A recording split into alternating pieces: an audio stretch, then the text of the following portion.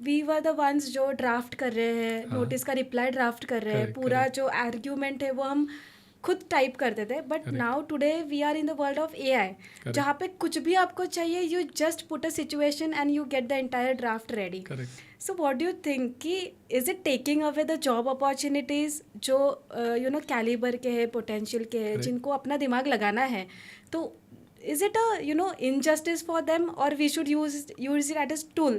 But how, if we want to use it as a tool then? अच्छा, एकदम perfect question है. यहाँ पर इंटरेस्टिंग है और सभी बच्चों के लिए भी रिलेवेंट है करके. Yes.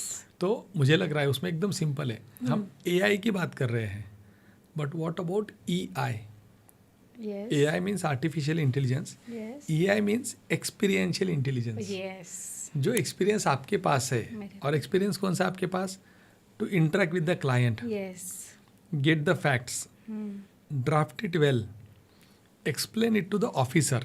बिकॉज यहाँ पर 3 जो लोग हैं जो इंटरेक्ट कर रहे हैं, आप इंटरेक्ट कर रहे हैं क्लाइंट के साथ, आप इंटरेक्ट कर रहे हैं ऑफिसर के साथ. Yes. ये तीनों ह्यूमन है, ये रोबोट्स नहीं है, नहीं है. ये Yes. ह्यूमन है. तो ये जो एक्सपीरियंशियल इंटेलिजेंस है आपके पास, किस तरह से एक्सट्रैक्ट करने का है, किस तरह से प्रेजेंट करने का है, Yes. ये AI कभी भी लाइफ टाइम में उसके रिप्लेस आपको नहीं कर पाएगा.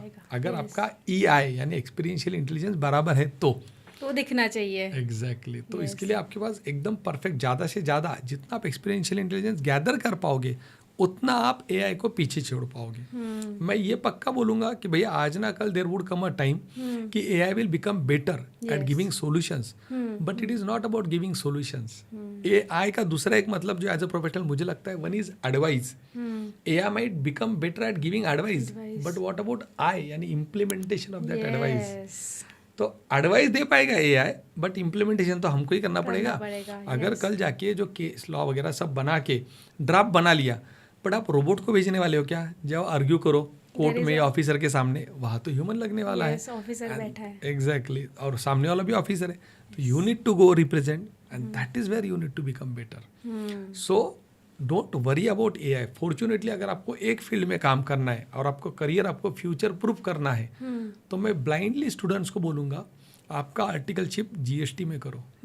ब्लाइंडली सोचो भी मत, बिकॉज GST या टैक्सेशन ऐसा फील्ड है जहाँ पर आप जो भी काम कर रहे हो, there is somebody who is going to question it Yes.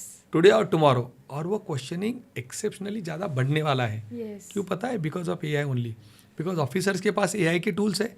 वो जो भी आप रिटर्न्स फाइल कर रहे हो, उसका पूरा अलग अलग कॉलम एनालाइज करके उसमें से इश्यूज निकाल रहे हैं. ज़्यादा इश्यूज निकल के आ ज़्यादा रहे हैं. इश्यूज निकालेंगे और आपके सामने डाल देंगे, बोल रिकंसिल करके दो, एक्सप्लेन करो, ये करो, वो करो.